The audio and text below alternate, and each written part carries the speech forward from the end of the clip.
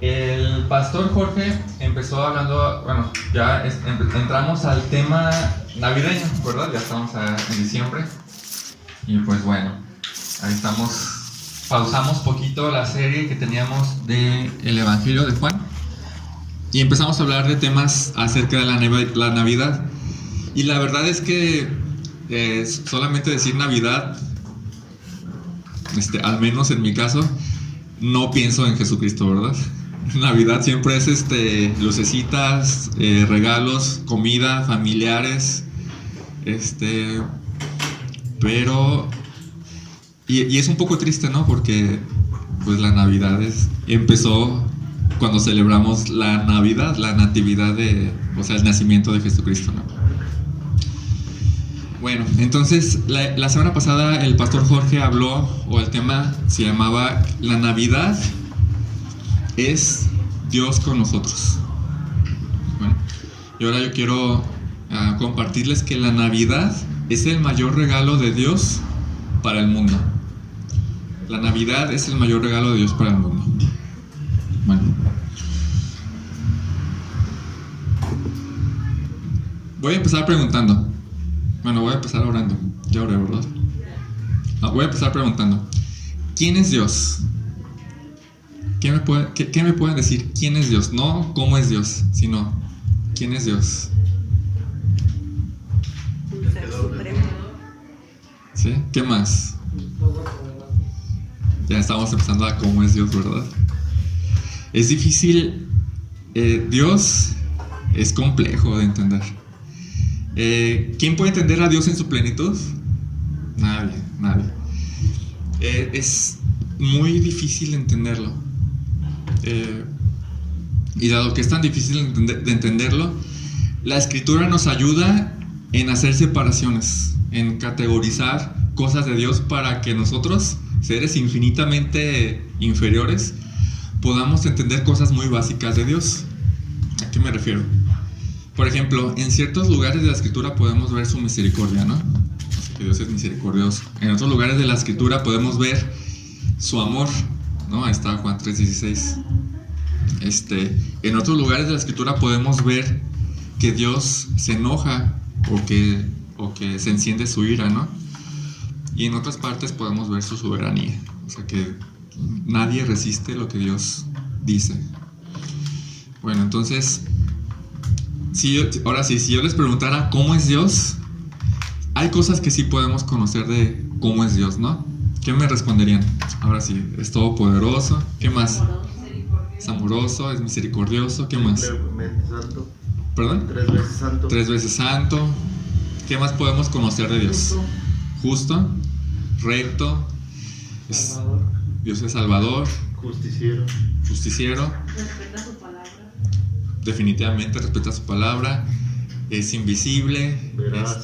Veraz, es compasivo. Es Está en todo lugar. omnipresente, omnisciente, omnipotente. Está el Todopoderoso. Pero aunque podamos dividirlos para dividir sus atributos para poder entenderlo mejor, la respuesta es una sola. Es una sola respuesta hecha de varias caras. O sea, todo lo que dijeron, eso es Dios. Pero nosotros, nuestra mente finita, tiene que hacer separaciones para poder entenderlo, ¿sí o no? Sí, porque ¿qué pasa cuando intentamos juntar 2 o 3 atributos en una sola frase? Nos empieza a explotar la cabeza, porque alguien a ciencia cierta puede entender, por ejemplo, ¿alguien a ciencia cierta puede entender la Trinidad de Dios? Pues dices, Dios es uno, pero 3. Dices, ahí nos empieza a explotar la cabeza. ¿O alguien puede explicar la eternidad de Dios? O sea, ¿dónde inició Dios? No inició Dios. ¿Alguien puede entender eso? ¿Que Dios no tuvo un principio? No, o sea, yo no. O sea, ahí es donde me empieza a explotar la cabeza. O, por ejemplo, cuando dice que yo soy santo, ¿no? Y entonces, ¿por qué tolera la maldad y el pecado del mundo? O sea, básicamente Él puede exterminarnos por completo, pero no lo hace. ¿Por qué no? No puedo entender eso. O que dice que no tendrá al inocente por inocente al culpable, y a la vez nos perdona. Dices, entonces ahí empiezas como que nuestra mente a... Bien, bueno, entonces hay ciertas cosas que podemos conocer de Dios, pero todo está subordinado a una pregunta que queda por encima de estas que les he hecho. Y la pregunta es, ¿por qué es que podemos conocer algo de Dios? Porque lo permite, ¿no? Porque lo permite, pero no solo lo permite, sino que Él quiere darse a conocer. Él quiere darse a conocer. Porque si Él no quisiera darse a conocer, pero lo permitiera, ¿lo podríamos conocer? No podemos. Pero Él, entonces vemos que Dios quiere darse a conocer. Es un deseo de Él darse a conocer.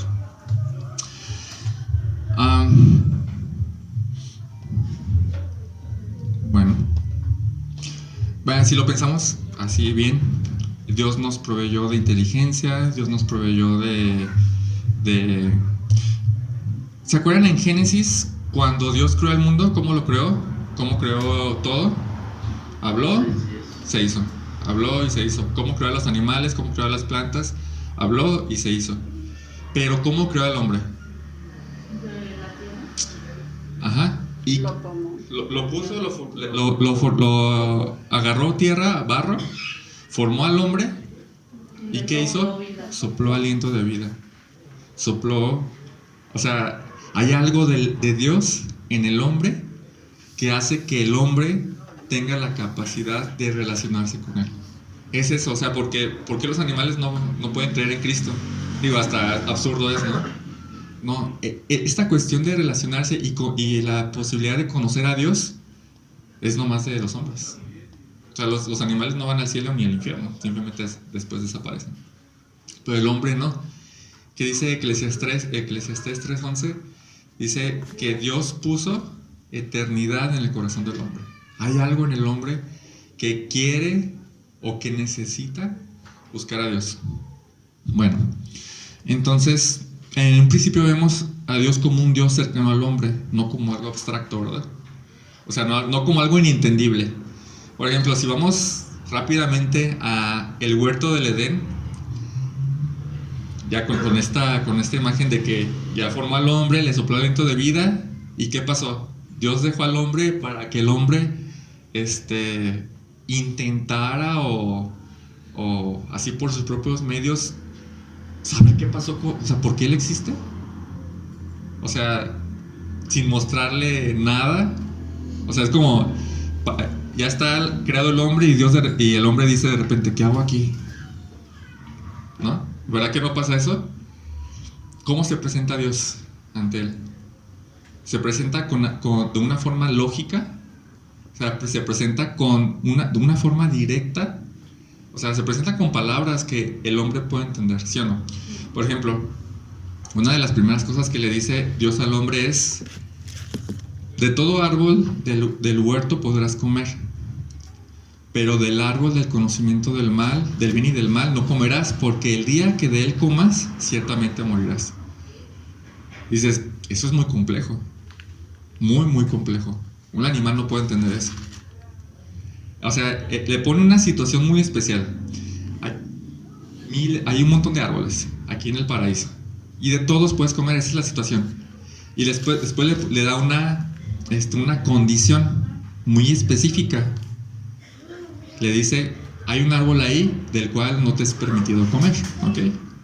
Eso es complejo de entender. O sea, un bebé no entiende eso, un animal no entiende eso. Y aparte hay una advertencia mortal. Si comes de ese árbol, ciertamente morirás, ¿ok? Entonces, Dios no se presenta como algo inentendible. ¿Por qué? Porque Dios quiere que le conozcamos, ¿verdad? Si Dios no quisiera que le conociéramos, hubiera dejado a Adán y haz como puedas. Y cree lo que quieras creer, ¿no? Pero Dios quiere que lo conozcamos. Vamos a al Evangelio de Juan 1, versículo 10. Y mientras llegamos ahí, vemos entonces que Dios quiere darse a conocer, pero el hombre falló en ese conocimiento y sigue fallando todavía en conocer a Dios. ¿Qué dice Juan 1:10? En el mundo estaba y el mundo fue por él hecho, pero el mundo no le conoció. Ahí estaba en el mundo. ¿A qué se refiere con mundo? Ahí estaba la creación. En su creación estaba, en lo que él creó, ahí estaba. Y el mundo fue, ¿cuál mundo? Su creación fue creado por él. Pero el mundo no lo conoció. Pero aquí se refiere a otra cosa, ¿no? No habla de su creación total. El mundo no lo conoció. ¿A quién se refiere? A la humanidad en específico. ¿A quién podía conocerlo? El que lo podía conocer, al que la había hecho capaz de conocerlo, ¿qué hizo? Él no lo conoció. Bueno, entonces, si Dios quiere darse a conocer al hombre, pero el hombre fracasa y se volvió incapaz de conocerlo, ¿qué esperanza tiene el hombre de conocerlo? Incapaz, es totalmente incapaz de conocer a Dios. Solo hay una esperanza, y es esperar en la abundante gracia de Dios al enviar al Hijo para arreglar el problema. Y llegamos entonces al versículo 14. ¿Qué dice el versículo 14 de Juan 1? Y aquel verbo fue hecho carne y habitó entre nosotros, y vimos su gloria, gloria como del unigénito del Padre, lleno de gracia y de verdad. Dice, vamos a quedarnos primero con la primera parte. Y el verbo, y aquel verbo, ¿qué dice? Se hizo carne. Yo les preguntara, ¿por qué vino Jesús? O sea, ¿por qué hubo una Navidad? Tomando el concepto de que la Navidad realmente, la Navidad verdadera, no es lo que estamos viendo, sino la Navidad verdadera es el nacimiento de Jesucristo. ¿Por qué vino Jesús? ¿Por qué se encarnó y se hizo hombre? ¿Qué me podrían decir? Para su gloria. ¿Qué más? Para saludarnos. ¿Qué más? Es una respuesta de muchas caras también, ¿eh? No solo vino a una cosa en específica. Porque era una promesa que Dios había dado. Por cumplir una promesa, Para dar el ejemplo de cómo debemos vivir. para poner un ejemplo. ¿Qué más? Bien. Por amor. Por amor del Padre, es muy buena. Exactamente. Voy a darles unas, simplemente me di la tarea de buscar el por qué, porque yo también me quedé, bueno, es una sola cosa. Ahí les va. Dios envió a su Hijo para salvar a los pecadores, para salvar las almas de los hombres, para buscar y salvar lo que se había perdido, para redimirnos de toda iniquidad, para purificar para Cristo mismo un pueblo para posesión suya, para servir, para dar su vida en rescate por muchos, para traer división, para salvar al mundo, para dar testimonio de la verdad, para cumplir la ley, para llamar a pecadores al arrepentimiento, para predicar el evangelio, para juicio, para que las ovejas de Cristo tengan vida plena y abundante, para que todo aquel que cree en Cristo no permanezca en tinieblas, para dejar a la gente sin excusa por su pecado. Y más, eso no es una lista completa. Y más. Interesante, ¿no? O sea, no es solo una cosa, no, es multipropósito lo que hace Dios. Pero nada de esto tendría sentido si Dios no fuera un Dios que quiera darse a conocer y relacionarse con el hombre, ¿verdad? Porque si Dios no quisiera relacionarse ni darse a conocer al hombre, ¿para qué manda al Hijo? ¿Ah? Entonces, a mí me surgió otra pregunta. ¿Dios tiene necesidad de darse a conocer al hombre? No, no tiene necesidad, porque Dios es completo y perfecto en sí mismo. Dios no tiene necesidad de nosotros. Entonces, ¿por qué vino? ¿Por qué mandó el Padre al Hijo a morir? Porque como dice la misma de Juan, porque tal manera amó Dios al mundo que dio su Hijo unigénito. Ahí está la razón. No fue por necesidad de Él, sino porque nosotros sí lo necesitábamos. Nos amaba. Ujú. O sea, Él no necesita de nosotros. Nosotros sí necesitamos de Él. Nosotros necesitamos conocerlo a Él.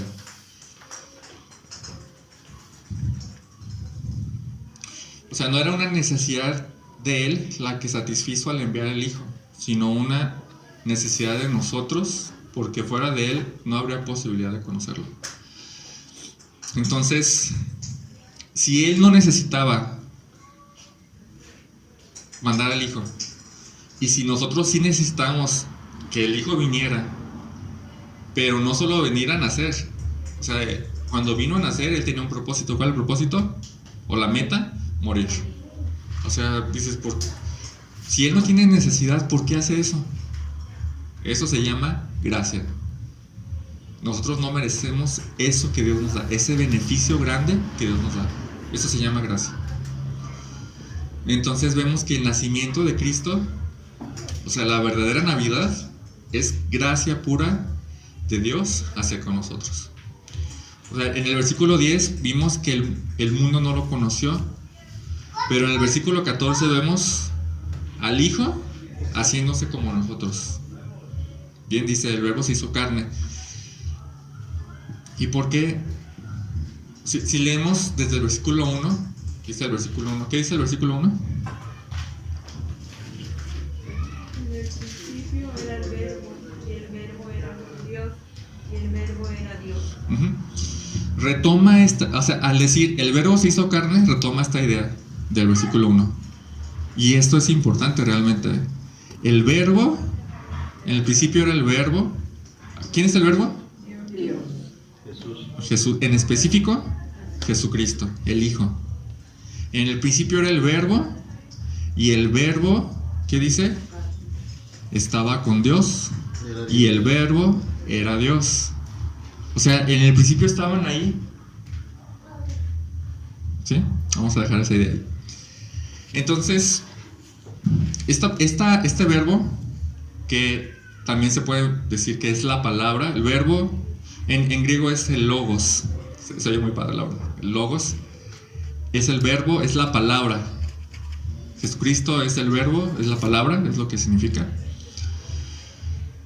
Y Él estaba en el principio con Dios y era Dios.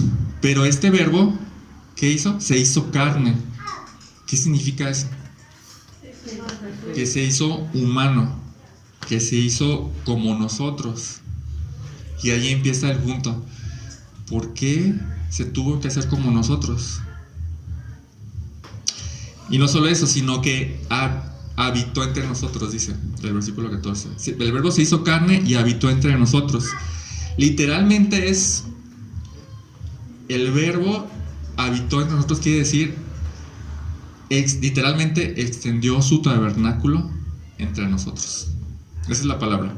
Extendió su tabernáculo entre nosotros. Y hace una referencia a cuando el pueblo de Israel estaba en el desierto, ¿se acuerdan? Y en medio de él, ¿qué estaba? El tabernáculo de Dios. ¿Qué quiere decir? La predicación de la semana pasada estuvo muy buena, la verdad. Y decía, Dios con nosotros. Esa es la Navidad. Dios con nosotros. Dios en medio de su pueblo. Y saben, hay algo triste en esto. Estamos tan acostumbrados a pensar en esto que hemos perdido el asombro.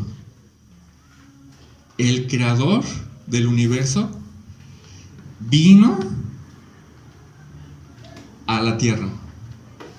El eterno se metió en un cuerpo mortal que tuvo un inicio y un final.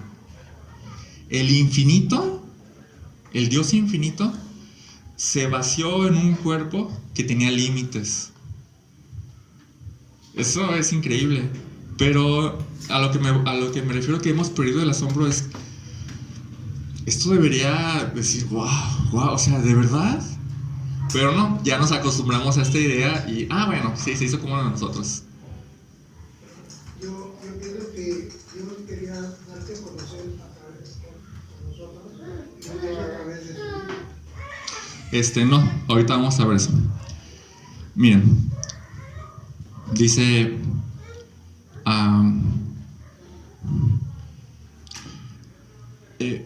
Juan no se acostumbró a eso. O sea, Juan seguía con ese asombro. Acompáñenme por favor a 1 de Juan 1, versículo 1 y 2.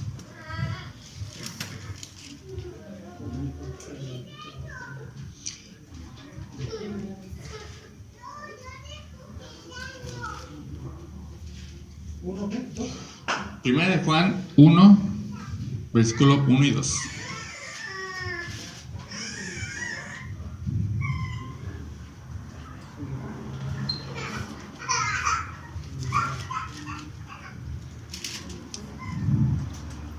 Lo que era desde el principio, lo que hemos oído, lo que hemos visto con nuestros ojos, lo que hemos contemplado y palparon nuestras manos tocante al verbo de vida, porque la vida fue manifestada y la hemos visto y testificamos y os anunciamos la vida eterna, la cual estaba con el Padre y se nos manifestó.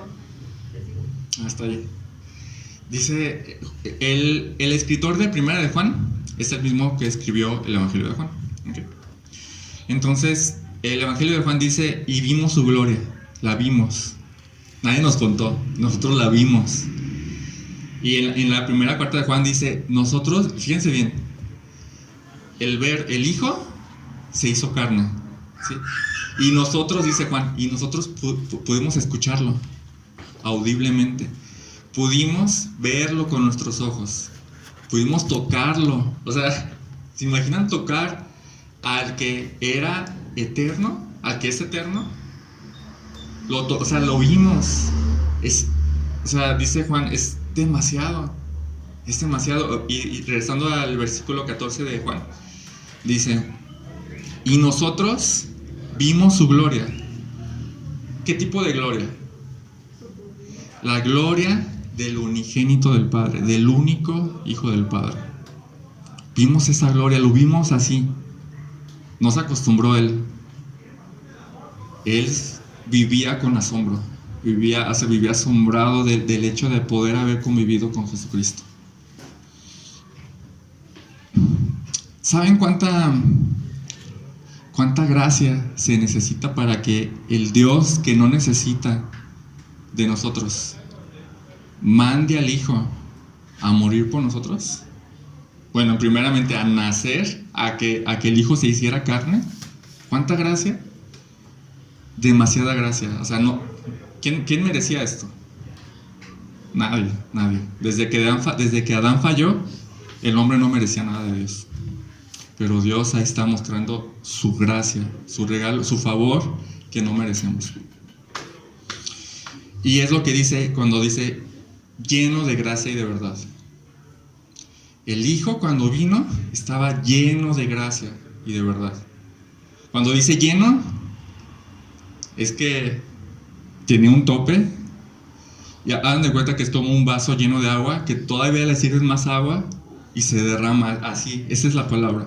Lleno, abundante, repleto, derramándose. Lleno de gracia. O sea, de ese favor que no merecemos, o sea, es gracia, ahí derramando toda mucha gracia. Y no solo eso, sino lleno de gracia y verdad. ¿Qué quiere decir? Un conocimiento verdadero de Dios.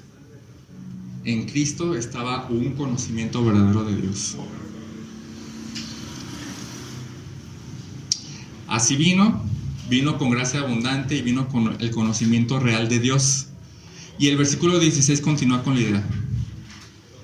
¿Alguien me quiere ayudar a leer el versículo 16, por favor? Porque de su plenitud tomamos todos, y gracia sobre gracia. De su plenitud quiere decir de su llenura, de ese contenedor que se derrama, tomamos todos. ¿Quiénes son todos? ¿Todo el mundo? No puede ser todo el mundo. En específico, Juan, el escritor, se está incluyendo entre todos, entre nosotros todos. Quiere decir los que hemos creído en Él, hemos tomado de su plenitud. Gracia sobre gracia. Y es muy interesante esta construcción de gracia sobre gracia. En el original dice gracia en vez de gracia. Dice, ¿cómo? Hay un comentarista que se llama William Hendrickson que dice, o sea, que esta frase se puede decir gracia en el lugar que deja la gracia. Y continúa diciendo, dice, apenas se ha desvanecido una manifestación del favor inmerecido de Dios en Cristo, cuando ha llegado otra. De ahí que se diga gracia sobre gracia. O sea, es como gracia, hay gracia en nuestras vidas, un favor que no merecemos, y cuando apenas se va desvaneciendo, llega más gracia. Y cuando apenas se va desvaneciendo, llega más gracia, gracia, gracia, gracia, gracia. Hay otro comentarista que dice, este abastecimiento abundante nunca se acaba o disminuye. La gracia continuamente seguirá a la gracia en un flujo interminable e ilimitado de gracia. Dices, es mucha gracia, ¿no? No merecemos eso. Es demasiada gracia. Gracia, gracia, gracia por aquí, gracia por allá, gracia derramada por todos lados. ¿Pero para qué? Es interesante. El contexto nos dice que es algo en específico. ¿Qué dice el versículo 10? Que el mundo no lo conoció. Y entonces el verbo tuvo que venir. Y el versículo 17 continúa diciendo, ¿qué dice el versículo 17? Pues por la ley, por medio de Moisés fue dada, pero la gracia y la verdad vinieron por medio de Jesucristo. Ahí está.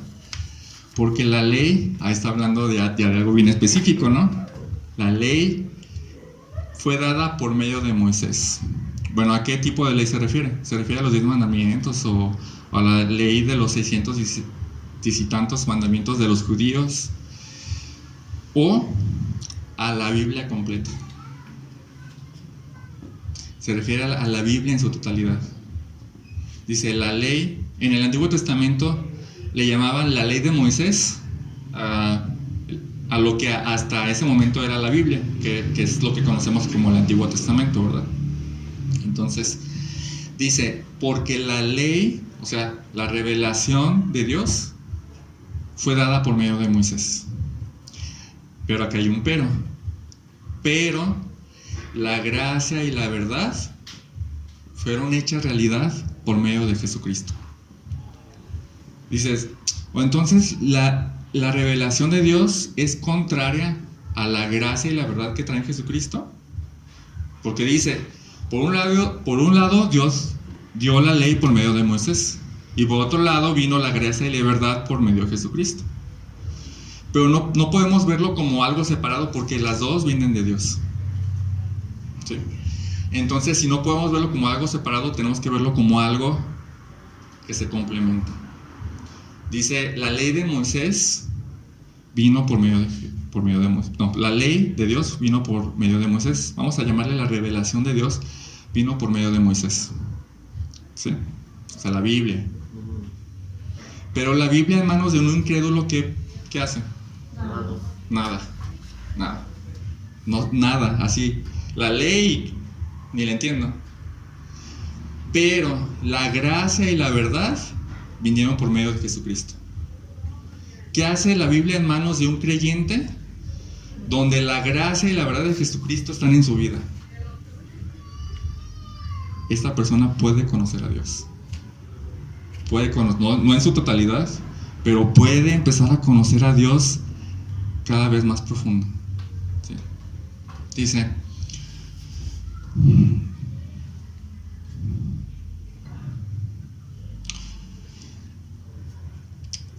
Dios nos dio la ley, su revelación por medio de Moisés. Pero había algo más que se necesitaba, ¿sí? Que era la gracia y la verdad que el Hijo traía consigo.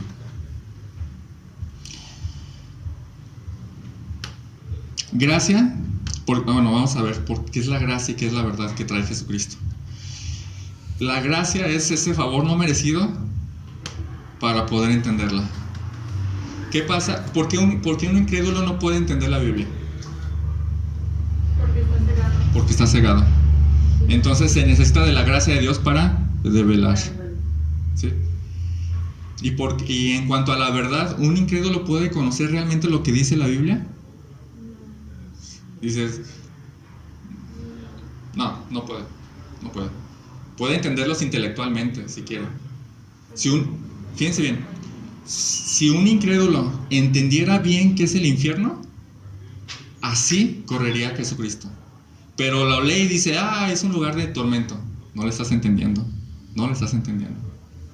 Entonces se necesita la verdad que viene también de Jesucristo para darle el sentido real, verdadero de lo que significa la palabra de Dios, la revelación de Dios.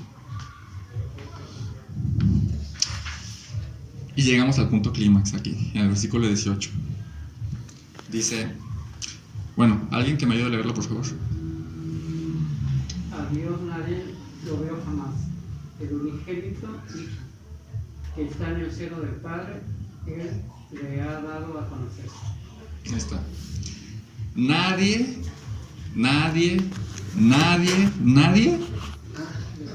ha visto jamás a Dios. Nadie ha visto jamás a Dios. Nadie. ¿Ni los ángeles? ¿No? ¿Qué pasa con los ángeles que están Estaban cubiertos. al centro de la gloria de Dios? Cubriéndose. Nadie ha visto a Dios. ¿Quién me ayuda a leer 1 Timoteo 6:16, por favor?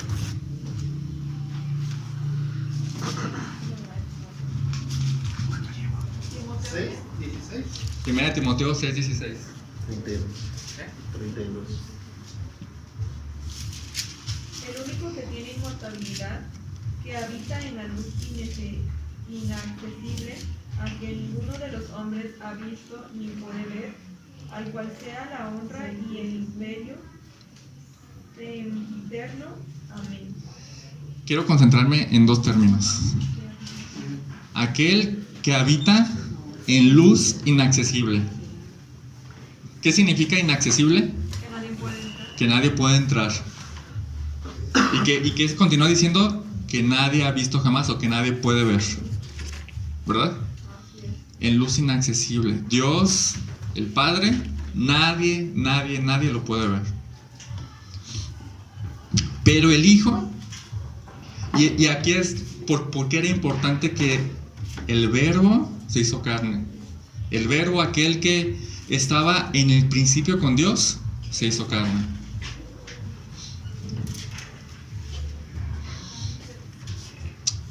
Jesús, el Hijo, Él ha estado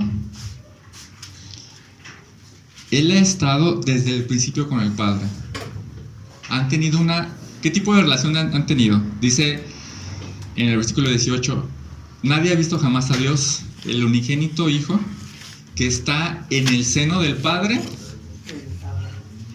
¿Qué significa esa frase de estar en el seno del Padre? El seno es el pecho. Ahora, es bien ilustrativo esta frasecita. Por ejemplo, cuando tenemos a nuestros hijos bebés, ¿dónde los tenemos? Y si podríamos decir, ¿ellos nos conocen? O sea, todo el rato están aquí. Ahora, los bebés no tienen mucho, ¿cómo se dice? Conciencia de lo que está pasando. Pero Jesucristo es eterno e infinito en conciencia, inteligencia, y Él sabe. Entonces, esa relación es la que tenían antes de que el Verbo se hiciera carne. ¿Durante cuánto tiempo? Durante la eternidad. Entonces, eternamente Él conoció al Padre. Fíjense bien el contraste. Nadie ha visto jamás a Dios, pero el Hijo, ese sí lo conoce. ¿Y qué también lo conoce? ¿Qué también conoce el Hijo al Padre? Que está en su seno. Tiene un conocimiento perfecto de Dios. Así, No hay nada que el Hijo no sepa del Padre. Nada en lo absoluto. Nada, nada. ¿Y cómo termina el versículo 18? Este Hijo le ha dado a conocer. O sea, es el Hijo que conoce perfectamente al Padre sin que falte alguna cosa. El Hijo nos lo ha dado a conocer al Padre. Dices, wow, es demasiado. Y dices, cuánta gracia hay ahí. Porque, volviendo al principio, Dios tenía necesidad de darse a conocer al hombre. No tenía. No, así no. Tenía necesidad de que el Hijo se metiera en un cuerpo finito. Tenía algo de lo que más bien, una de las cosas de las que más le dolió al Hijo, si no es que la mayor, es la separación entre Dios y el Hijo. Esa es ¿se acuerdan de las últimas palabras una de las últimas palabras de Jesús en la cruz? Dios mío, ¿por qué? Esa es la separación entre entre el Padre y el Hijo, es lo peor, fue lo peor para él. Y aún así lo hizo. ¿Por necesidad suya? No, eso es gracia. Eso es gracia. No era, él no necesitaba de eso. No necesitaba sufrir por nosotros. No necesitaba hacerlo. Entonces, y no solo eso, sino que nosotros lo merecíamos, tampoco. Eso es gracia. Eso es gracia. Entonces, vuelvo a repetir. Jesús, el Hijo, Él ha estado desde el principio con el Padre. Desde la eternidad, Él lo conoce perfectamente. Él lo entiende perfectamente. Y Él nos lo ha dado a conocer al Padre. El Hijo nos ha dado a conocer al Padre. Todo misterio, fíjense bien esto, todo misterio de Dios está encerrado en el Hijo. Y mientras el Padre habita en luz inaccesible, el Hijo se hizo carne. Se hizo humano, se hizo completamente accesible a nosotros. Voy a repetir. Todo el misterio de Dios está encerrado en el Hijo. Mientras que el Padre habita en luz inaccesible, el Hijo se hizo carne, se hizo humano, se hizo completamente accesible a todo el mundo. Completamente accesible. ¿Alguien quiere conocer a Dios? Que busque a Cristo. Porque Él lo da a conocer. Fuera de Cristo, nadie puede conocer a Dios. Nadie. ¿Qué le dijo Felipe a Jesús? ¿Se acuerdan? Muéstranos al Padre. Y Jesús le dice, tanto tiempo que he estado contigo y no me has conocido. Vuelvo a repetir, cuánta gracia de Dios derramada sobre el mundo al enviar a su Hijo al nacer en el mundo que Él mismo había creado. Cuánta gracia del Hijo al despojarse de sí mismo y separarse del Padre y nacer para sufrir. Eso es gracia. El nacimiento de Jesucristo, y de aquí el título del sermón, el nacimiento de Jesucristo es la mayor gracia del Padre. O sea, la Navidad, la verdadera Navidad, es el mayor regalo de Dios para el mundo. Entonces, resumiendo, ¿qué es gracia? Gracia es que Dios quiere darse a conocer al humano, al hombre, aunque Él no tenga necesidad para hacerlo. Lo hace por nosotros, sin merecerlo. Gracias que Dios nos da la inteligencia para ser capaces de entenderlo. Gracias que Dios proveyó su revelación por medio de Moisés, los profetas y después los apóstoles. Y Dios proveyó también la gracia y la verdad a través de Jesucristo. Y después, en su lugar, cuando se fue Jesucristo, nos envió el Espíritu Santo para poder entender su revelación en su sentido espiritual y en su sentido real, verdadero. Eso es gracia. Todo depende de Él. Y si termináramos ahí, tendríamos todo el derecho de pensar que todo creyente sin excepción, al tener toda esa gracia a nuestro favor, conoceríamos a Dios de una manera excepcional, ¿sí o no? O sea, tenemos todo, pero conocemos a Dios así de tanto como debiéramos. Tenemos todo a nuestro favor y no conocemos a Dios como deberíamos conocerlo. O sea, casi deberíamos todos ser teólogos. Todo cristiano debe ser un teólogo así, hecho y derecho. Pero no vemos esto, ¿verdad? No vemos esto en nuestras vidas. ¿Cuál es el problema? Creo, al menos lo digo por mí, que nosotros despreciamos esa gracia. O sea, tenemos todo. Todo lo tenemos.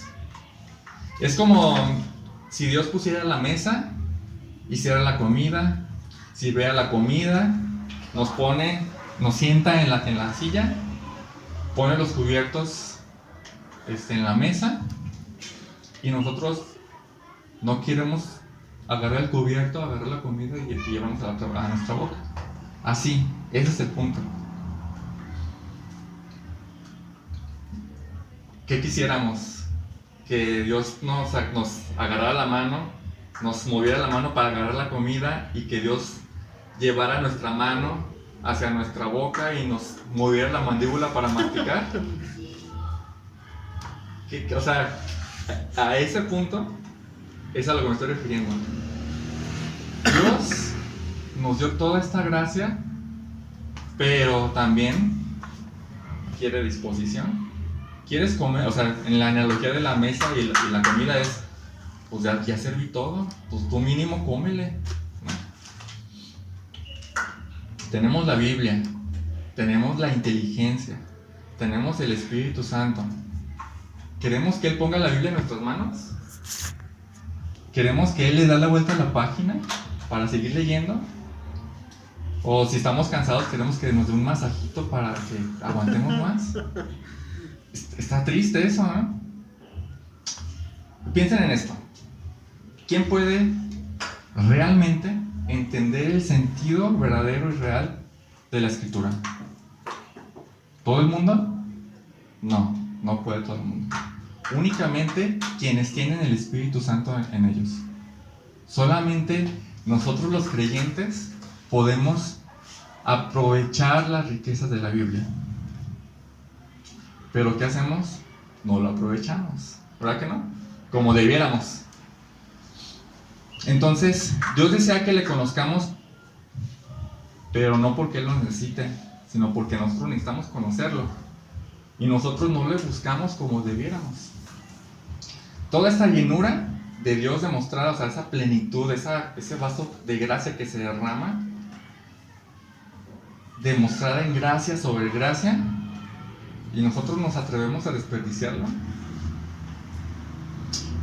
Vamos a Juan 17:3, por favor.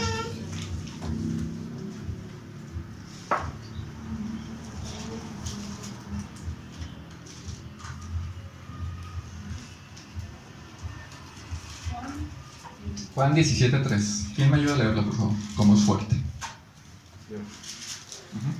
Y esta es la vida eterna, que te conozcan a ti, el único Dios verdadero, y a Jesucristo, a quien has enviado. ¿Qué es la vida eterna?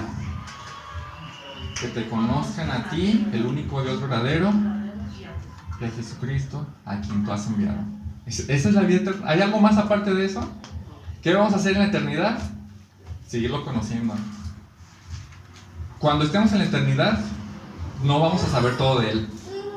Eso es increíble, ¿eh? Dios es infinito. Nunca vamos a poder entenderlo al 100%. Entonces ni la eternidad nos va a bastar para conocerlo plenamente. Sino que aburrido, ¿no? No, o sea, entonces, que nunca se nos olvide que la vida eterna es que te conozcan, que lo conozcan a Él, el único Dios verdadero, y a Jesucristo, su enviado. Vamos a orar.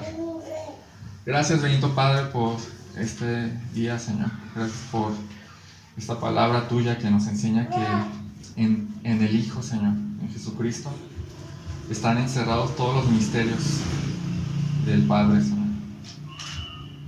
Te ruego que nos enseñes a no desperdiciar toda esta gracia, Señor, derramada sobre nosotros.